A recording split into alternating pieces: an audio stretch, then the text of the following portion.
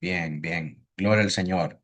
Es un gusto, mis hermanos, escucharlos a todos y estar conectados por este medio. Eh, Vamos a continuar con nuestro estudio del libro de Apocalipsis y vamos a orar al Señor para poner este tiempo en sus manos. Oremos. Padre nuestro que estás en el cielo y en todo lugar, damos gracias en esta noche que nos permite, Señor, poder destinar este tiempo para el estudio de tu palabra, para continuar, Señor, entendiendo la revelación que tú has dado acerca de los últimos tiempos a el apóstol Juan, Señor. Ayúdanos, Padre, a poder comprender todas estas cosas, a poder eh, aplicarlas a nosotros, de manera, Señor, que podamos contar nuestros días para traer sabiduría a ellos, Señor, para estar preparados para el próximo gran evento que esperamos como pueblo tuyo, que es la venida del Señor Jesucristo, cuando todo el ojo le verá y establecerá su reino y creará cielo nuevo y tierra nueva, Señor. Permítenos, Padre, que al estudiar estas cosas nuestro corazón arda con deseo, Señor, porque estas profecías sean culminadas. Y también, Señor, ayúdanos a poder estudiar estas cosas para estar preparados, para estar contigo eternamente. Ponemos este estudio en tus manos. Por favor, Señor, utilízalo para llamarnos al arrepentimiento de cualquier obra de pecado que nos esté amarrando, Señor, y ayúdanos a confiar en ti, sabiendo, Padre, que tú controlas todas las cosas, tú eres soberano y poderoso, y todo lo que tú has dicho que harás, Señor, tú has hecho, Padre. Y en esto confiamos como hijos tuyos. En el nombre de Jesús, amén y amén. Muy bien, mis hermanos, déjenme entonces desplegar aquí nuestro material y pues ustedes me dicen si se mira ya en casa. Sí se ve, pastor. Ok, muchas gracias. Bien, hermanos, entonces recordando nuestro bosquejo, vamos por la octava sección, que es el milenio, y es Apocalipsis 20. Yo sé que ya hemos estado bastante tiempo en este tema del milenio. eh, Sin embargo, es necesario que podamos pasar todo este tiempo para que podamos comprender bien qué es lo que se está diciendo acá en este capítulo 20 de Apocalipsis. Y aunque este capítulo 20 va a ir un poco más despacio y está yendo un poco más despacio, cuando lleguemos a los capítulos 21 y 22, que son los últimos capítulos de Apocalipsis, vamos a ver que eh, se va a ir mucho más rápido el contenido. ¿Me escuchan bien, mis hermanos? Sí se escucha bien, pastor. Ah, ok, es que me está mostrando una falla aquí el micrófono. Pero bueno, si ustedes me escuchan bien, estamos bien. Entonces les decía que este capítulo 20 va a ir un poco más despacio y cuando ya lleguemos al 21 y al 22, ya las cosas avanzan un poco más rápido, ¿verdad? Entonces dijimos que este capítulo 20 está compuesto de dos partes. La primera parte, que es Apocalipsis 20 del 1 al 6, tiene que ver con la era de la iglesia. Esta era de la iglesia es desde la resurrección del Señor Jesucristo hasta la segunda venida, ¿verdad? Entonces, cuando se habla tres veces acá de que el pueblo de Dios va a reinar con Cristo 1000 años, se está refiriendo a la actual era de la iglesia, donde ya reinamos por Cristo gracias a su resurrección, gracias a su poder y gracias a su dominio sobre Satanás y sobre el pecado en esta era de la iglesia, ¿verdad? Posteriormente, la siguiente sección, que tiene que ver con los versículos del 7 al 15, retoma el tema del juicio final, ¿verdad? Entonces, estamos actualmente todavía en esta sección, la sección del 1 al 6, que tiene que ver con la era de la iglesia, y dentro de esta sección estamos viendo el milenio y los santos fallecidos. Y dijimos que esta sección de 3 versículos tiene 3 partes. La primera, que vemos la vindicación de los santos, la victoria de los santos. Vimos quiénes son esos santos, vimos dónde están y cuál es la victoria que se les ha dado. La segunda parte, que está contenida en los versículos del 5 al 6 en la primera parte, nos habla acerca de la primera resurrección y de las bendiciones de estos santos que han sido vindicados, ¿verdad? Vemos que hay un contraste con los demás muertos y vemos la bendición que se les es otorgada a estos santos redimidos. Y por último, tenemos el versículo 6 en la segunda parte, que habla del sacerdocio real de los redimidos.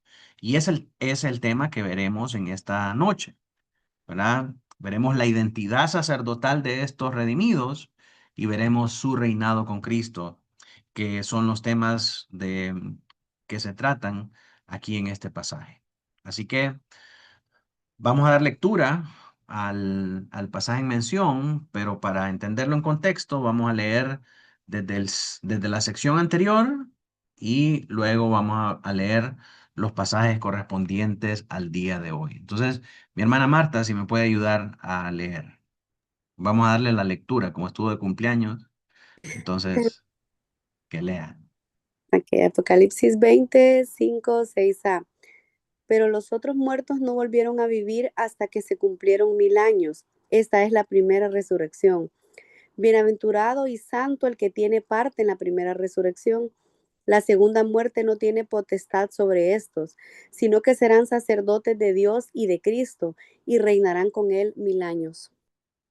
Muy bien, entonces vemos que este término de 1000 años se repite una y otra vez, 3 veces aquí en todo lo que es esta sección, ¿verdad? Cuando se habla de los santos redimidos, cuando se habla acerca de la primera resurrección y cuando se habla acerca de la identidad sacerdotal de estos redimidos y que la segunda muerte no tiene potestad sobre ellos, se vuelve a decir que ellos reinarán con Cristo por 1000 años. Entonces, miremos primeramente un breve repaso para entender de qué es lo que estamos hablando acá en contexto.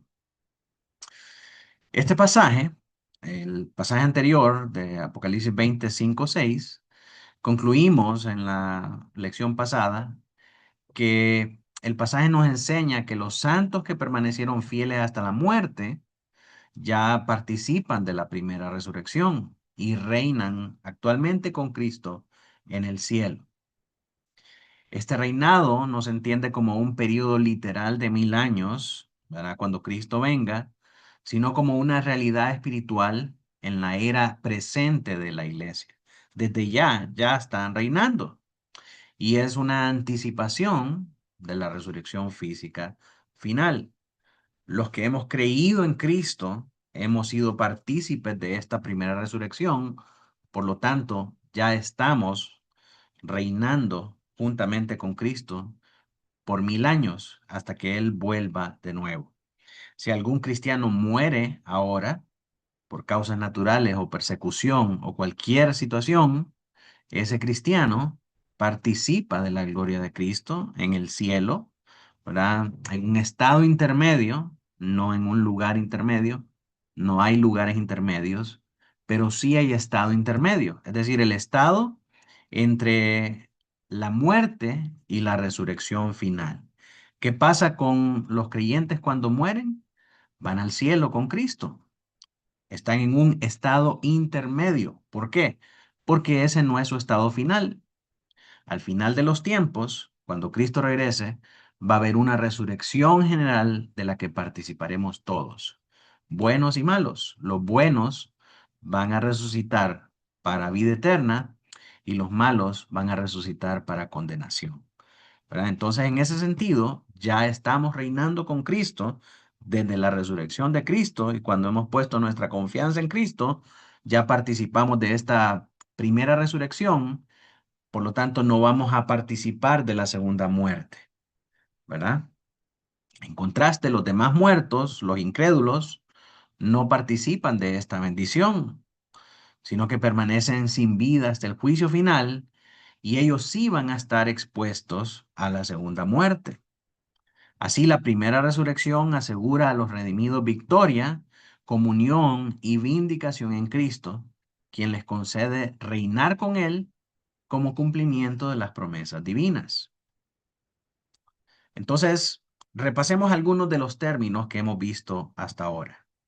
¿Verdad? Hablamos de la primera muerte. ¿Qué es la primera muerte? Es una muerte natural, una muerte física, ¿verdad? Y aquí se usa un lenguaje literal para referirse a una realidad en la vida del creyente que sucede en el tiempo presente y de la que todos, tanto buenos como malos, tanto creyentes como no creyentes, participan. Todos nos morimos, todos participamos de esta primera muerte, que es la muerte física, que generalmente se refiere en el Nuevo Testamento como el sepulcro. Y en el Antiguo Testamento también se habla acerca del sepulcro, se habla acerca del Seol, y esto se refiere en algunos contextos a esa muerte natural, a la sepultura también, ¿verdad? Luego tenemos la primera resurrección, que es el nuevo nacimiento o el participar de Cristo cuando un creyente muere, ¿verdad? Al nacer de nuevo es un estado espiritual, es simbólico, ¿verdad? Y ocurre en el tiempo presente para los creyentes. Luego tenemos una segunda resurrección, que es cuando el Señor Jesucristo venga y resucite a los muertos, tanto creyentes como no creyentes, y esa sí es una resurrección física, ¿verdad? En un estado físico y espiritual al mismo tiempo. Aquí se usa un lenguaje literal, eh, es algo, es un evento real y ocurre en el tiempo futuro, en la segunda venida de Cristo. Y ahí van a participar todos, de nuevo, creyentes y no creyentes, buenos y malos, todos. Luego tenemos la segunda muerte, que es la condenación eterna, ¿verdad? Al igual que la resurrección es un estado físico y espiritual, y es un simbolismo en su descripción, ¿verdad? Se habla acerca de esta segunda muerte como el lago de fuego, el lugar del fuego y azufre, y muchas otras metáforas para hablar de las horrendas torturas de este lugar. Es algo real y algo que ocurre en un futuro, pero del que solamente participan los impíos, aquellos que no creyeron en el Señor Jesucristo. Así que esos son los términos que se utilizan aquí en toda esta sección para que recordemos de qué estamos hablando cuando estamos hablando acerca de estos términos. ¿Verdad? En contexto, todo este pasaje de Apocalipsis 20 que tiene que ver con el milenio nos presenta esa descripción de este periodo eh, descrito simbólicamente como 1000 años, pero que se refiere a un periodo de tiempo largo e indeterminado en el que Satanás es atado y los redimidos participan de la primera resurrección. ¿Verdad? Participan de la victoria de Cristo, participan del reinado de Cristo y tienen autoridad sobre el pecado y sobre Satanás. Este evento asegura que la segunda muerte no va a tener poder sobre los santos redimidos, dándonos seguridad y victoria en Cristo. El trasfondo de esta promesa está arraigado en todo el plan de Dios desde el Antiguo Testamento. Por ejemplo, vemos que Israel fue llamado a ser un reino de sacerdotes. Ahora vemos eso en Éxodo 19:6. Isaías anunció que al final los redimidos iban a ser llamados sacerdotes del Señor. Y Zacarías presentó la figura mesiánica que une el trono real y el sacerdocio en una misma persona. Entonces, desde el inicio de los tiempos, el plan de Dios fue hacer un pueblo de sacerdotes, hacer un pueblo de sacerdotes que ministraran delante de su presencia y que fueran luz para las naciones y que anunciaran la obra del Señor a todos para que todo mundo conociera acerca del Dios de Israel, el Dios único, el Dios vivo, el Dios verdadero. Pero ¿qué pasó? ¿Dónde estuvo el punto de quiebre? El pueblo de Israel, llamado a ser un reino de sacerdotes y una nación santa para Dios, se desvió de este propósito divino cuando pidió un rey como las demás naciones. Leemos acerca de eso en 1 Samuel 8:5. Al pedir un rey como las demás naciones, rechazaron el gobierno directo del Señor. Y por eso es que les fue como les fue, por eso es que experimentaron tantas durezas y por eso es que eventualmente fueron llevados cautivos y el Señor prometió que ante la desobediencia iba a borrar su nombre de la faz de la tierra y eso fue precisamente lo que ocurrió. Pero en la providencia divina era necesario que sucediera esto para asegurar la descendencia y el linaje del Mesías. Así que todo esto es un plan del Señor. Y aunque Israel se salió de ese punto de quiebre, este quiebre marcó el inicio de la identidad del pueblo en términos del mundo y no en la de Dios. Pero Cristo ahora restaura ese diseño original y ahora Él nos ha hecho reyes y sacerdotes espirituales, así como Pedro le afirma a los santos en la dispersión, recordándonos que somos linaje escogido, real sacerdocio y nación santa. Esto en 1 Pedro 2:9. Sin embargo, lo que somos acá como real sacerdocio y nación santa, lo somos de una manera espiritual. Entonces, lo que vemos aquí en Apocalipsis 20 es cómo esta promesa de ser un pueblo de sacerdotes alcanza su plenitud y se asegura finalmente que los redimidos van a ser sacerdotes de Dios y de Cristo y van a reinar con Él, mostrando la consumación de un pueblo que en Cristo recupera su verdadero llamado. Así que en Apocalipsis 26 lo que vemos es que el plan de Dios se lleva perfectamente a cabo. Dios quiso que su pueblo fuera un pueblo de sacerdotes. En la consumación de los tiempos, el Señor lo va a cumplir. El Señor lo va a hacer. ¿Verdad? Y eso es lo que nos dice en Apocalipsis 26. Esta promesa comienza a desarrollarse en la era de la iglesia con la resurrección del Señor Jesucristo, cuando somos restaurados a nuestra condición original. Y por eso es que Pedro dice que somos linaje escogido, real sacerdocio y nación santa. Y en la consumación de los tiempos vamos a llegar a ser eh, de una manera plena este pueblo de sacerdotes. Ahí vemos que el pueblo pedía rey como las demás naciones y escogieron a un rey impío, el rey Saúl. Entonces, el contenido en este pasaje afirma que los redimidos van a ser sacerdotes de Dios y de Cristo, y eso revela su identidad como consagrados para la adoración, para la intercesión y para el servicio al Señor.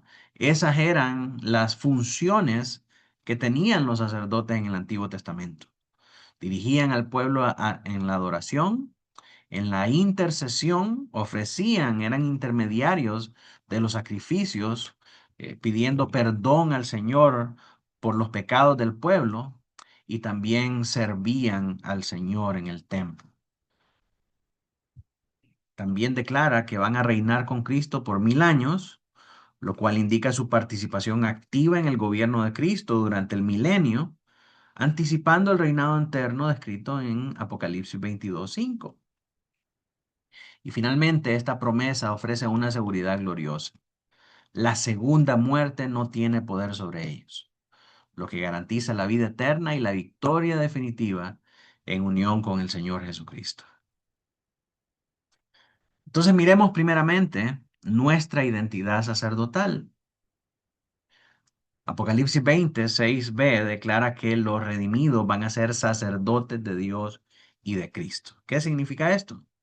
Que su identidad, lo que ellos son, está marcada por el privilegio de servir al Señor en adoración, en intercesión y en consagración delante del Señor. Consagración, hermanos, es la acción de apartar para ser dedicado al servicio de Dios. Entonces, como sacerdotes de Dios, como linaje escogido, como real sacerdocio, nuestra labor espiritual es adorar a Dios, interceder, ¿verdad? Interceder por nuestros hermanos, orar por las diferentes necesidades de nuestra iglesia, de nuestro pastor, de nuestra familia, de todas las cosas, y consagrarnos para el servicio al Señor. Note qué interesante esto, hermano, porque todo lo que nosotros hacemos para servir al Señor es consagración, es apartarnos del mundo y vivir en esa vida consagrada para el servicio delante del Señor. Entonces, cuando entendemos el servicio de esa manera, que es nuestra consagración a Dios, no hay ninguna acción de servicio que sea indigna de nosotros, que sea degradante, que sea algo desagradable, sino que cuando sabemos que lo hacemos para el Señor, es un enorme privilegio servir en cualquier área que el Señor nos ponga a servir, ya sea parqueo, paños, eh, a- enseñar a los chicos, predicar, escuela bíblica, video, cualquiera de las áreas de nuestra iglesia, es servicio al Señor y tiene que verse como un privilegio y como un medio de consagración delante del Señor. Ser sacerdote implica tener acceso directo a la presencia de Dios y ser apartado para su servicio, cumpliendo así la promesa dada en el Antiguo Testamento de que su pueblo sería un reino de sacerdotes. Entonces, gracias a la victoria de Cristo eh, sobre la muerte por medio de la resurrección, ahora tenemos libre acceso al Padre. Y entonces, al tener ese libre acceso, nosotros somos apartados para el servicio a Él, somos consagrados para Él y de esa manera ejercitamos nuestro sacerdocio. Esta identidad sacerdotal no se limita a ritos externos como en el Antiguo Testamento, sino que refleja una vida entregada a Dios, en la que cada acto de adoración, cada acto de obediencia y testimonio es parte de nuestro servicio espiritual. Muchos se jactan y dicen, yo soy sacerdote espiritual, yo soy linaje escogido, yo soy real sacerdocio, pero no se comportan como tal, solamente se limitan a ritos externos y a títulos. Y ser sacerdote de Dios, ser ese eh, real sacerdocio, no solamente es decirlo por decir, tiene que reflejarse en la manera en cómo vivimos para Dios. Si somos real sacerdocio, si hemos sido hechos real sacerdocio en Cristo, nuestra vida tiene que estar marcada por una entrega a Dios, por obediencia. Eso es lo que es un sacerdote. Es obediente a Dios, da testimonio de Dios y todo lo que hace lo hace para adorar a Dios en su trabajo, en sus actividades seculares, en su familia, en todo lo que hace, entiende que es una expresión de adoración a Dios. Y eso significa vivir en santidad, eso significa ser consagrado para Dios, vivir en obediencia completa a Dios. De esa manera vivimos como sacerdotes. De esa manera nos ejercitamos en ese real sacerdocio que hemos recibido a través del Señor Jesucristo. Dice también el verso de Apocalipsis 26 que vamos a reinar con Él por 1000 años. Así que adicionalmente a la promesa del sacerdocio, el pasaje nos dice que vamos a reinar con Él.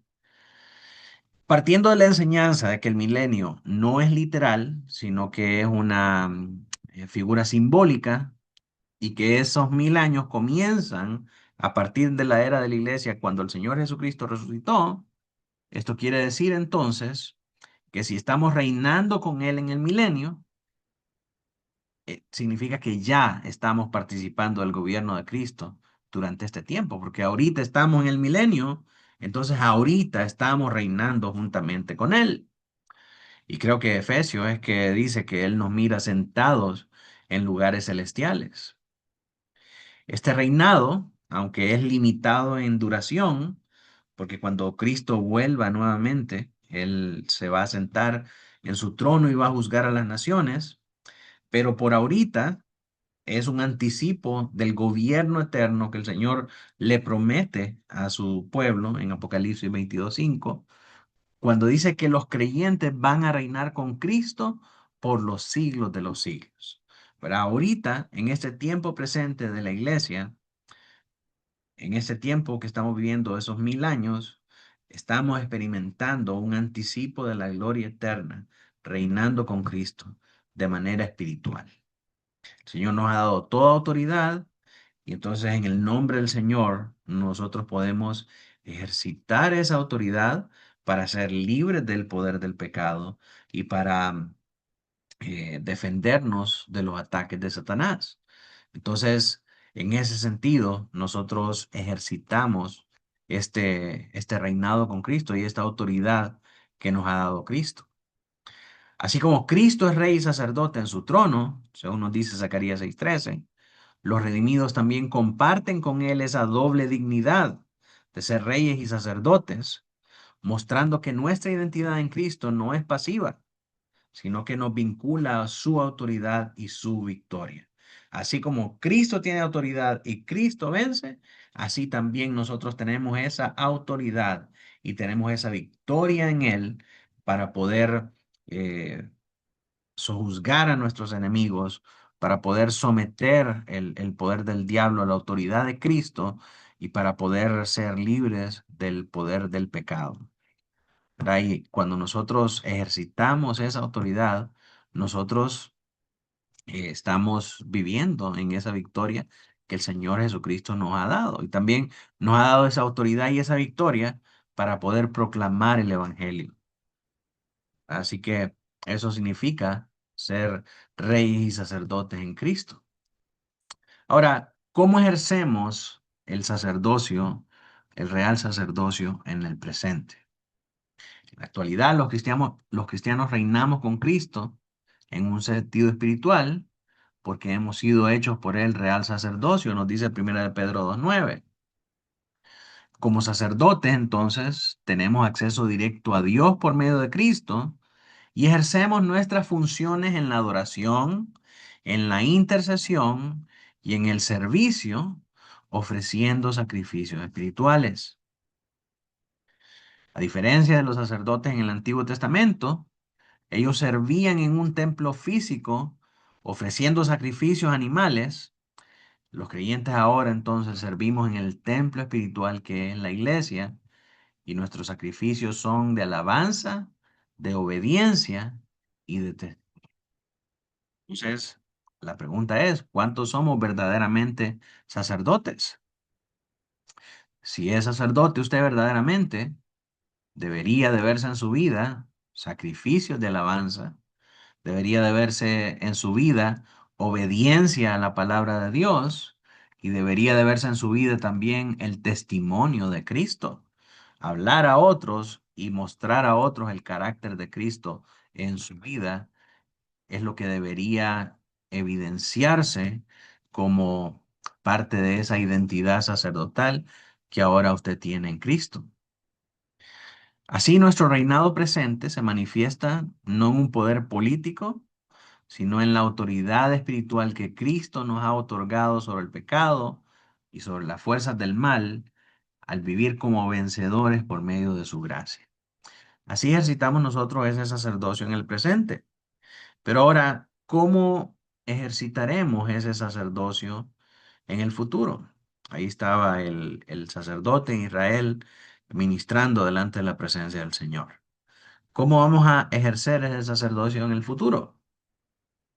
En la consumación de los siglos, se nos asegura que los redimidos van a reinar con Cristo como sacerdotes por toda la eternidad. Ya no va a haber oposición, ya no va a haber pecado ni muerte, y el pueblo de Dios entonces va a experimentar en plenitud lo que se les fue prometido desde el principio, que serán un reino de sacerdotes que sirven y reinan junto a su Señor.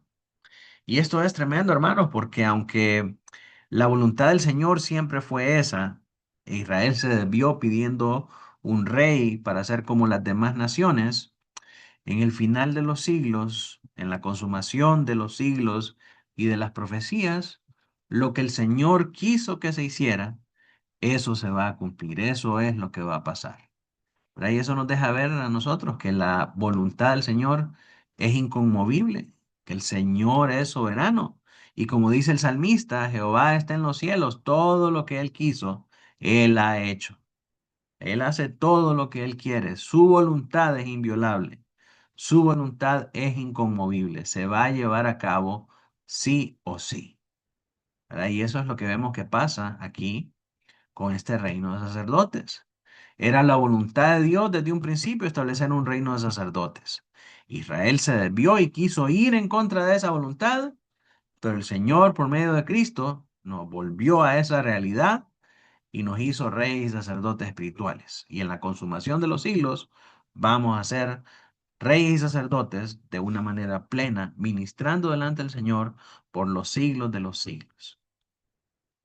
A diferencia del reinado presente, está limitado a una esfera espiritual y terrenal. En la eternidad vamos a participar del gobierno universal de Cristo en un cielo nuevo y en una tierra nueva, donde todo va a estar sujeto al señorío de Cristo. Ahí la identidad sacerdotal del pueblo de Dios se va a cumplir en su máxima expresión, con perfecta adoración, con servicio sin interrupción y con un reinado glorioso que no tendrá fin, según nos manifiesta Apocalipsis 22:5. Y ahí tenemos a los sacerdotes ministrando delante de la presencia del Señor en el cielo. Entonces, el pasaje termina con la bendición de la que participan los redimidos. Nos dice que los que participan de la primera resurrección son bienaventurados y santos, porque la segunda muerte no tiene poder sobre ellos. ¿Cuál es la primera resurrección? Es aquella que experimentamos cuando nacemos de nuevo y que si morimos en Cristo, vamos a estar en el cielo juntamente con Él.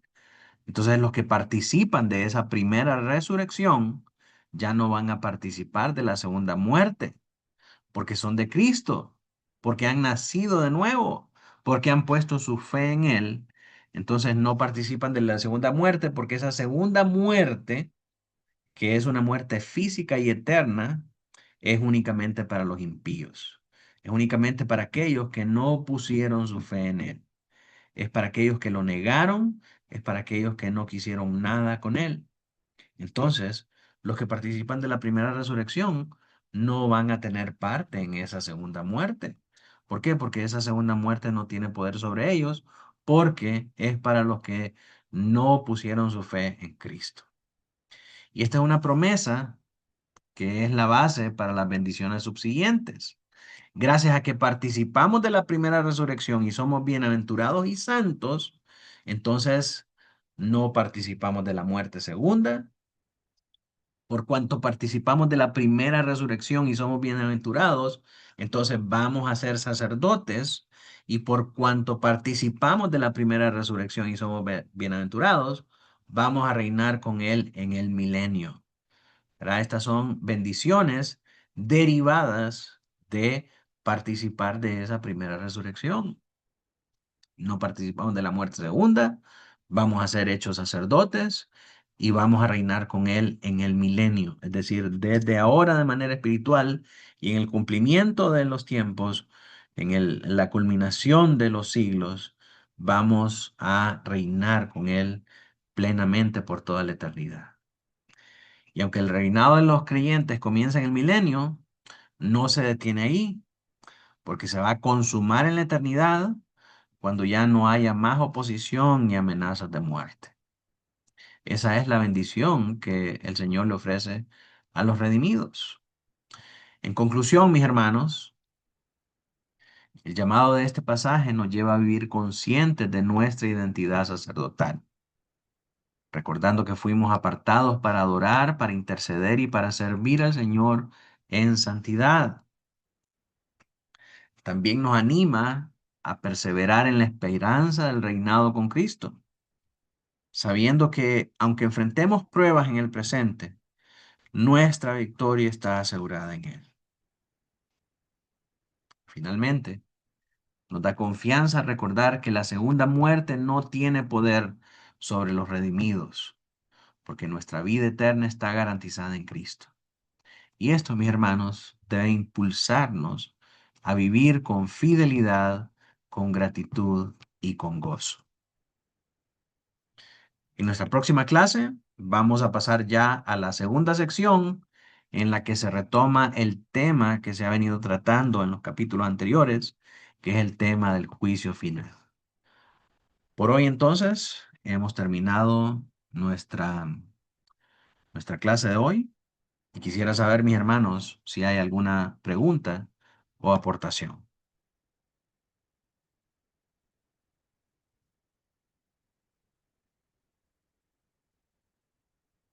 Bien, si no hay preguntas, entonces voy a pedirle a mi hermano Héctor que nos ayude orando para quedar despedidos.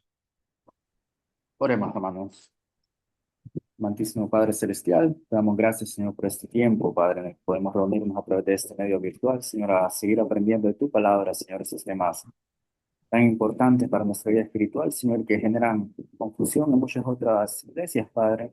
Te agradecemos, Padre, porque tenemos claridad con nuestros temas, Padre. Te agradecemos por la vida de nuestro pastor, Señor, por la sabiduría que le ha dado, Señor, y te rogamos por él, Padre, por su salud espiritual, Señor, para que pueda seguirlo fortaleciendo, para que pueda seguir animado en crecer en conocimiento tuyo, en amor hacia ti, Padre, para que pueda seguir ejerciendo su labor pastoral con excelencia para con nosotros, tu iglesia, Padre. Doy gracias por la vida de cada uno de nuestros hermanos, Señor, que están aquí reunidos, Padre. Te ruego, Padre, que según tu misericordia y tu voluntad, Padre, puedas bendecirlos a cada uno, Padre, y que estas palabras que hemos aprendido, Señor, no queden como simple conocimiento en nosotros, Señor, sino que podamos vivir, Padre, de acuerdo a tu palabra, que la pongamos por obra, Señor, que podamos servirte a ti, que podamos honrarte a ti, Señor, de la manera en que tú lo demandas de nosotros, Padre. Gracias, Padre, por este tiempo, Señor, y te ruego que nos guardes en nuestros hogares, donde estemos, Señor, que podamos seguir disfrutando de tus misericordias cada en nuestra vida, cada día, Padre. En Cristo Jesús oramos. Amén y amén.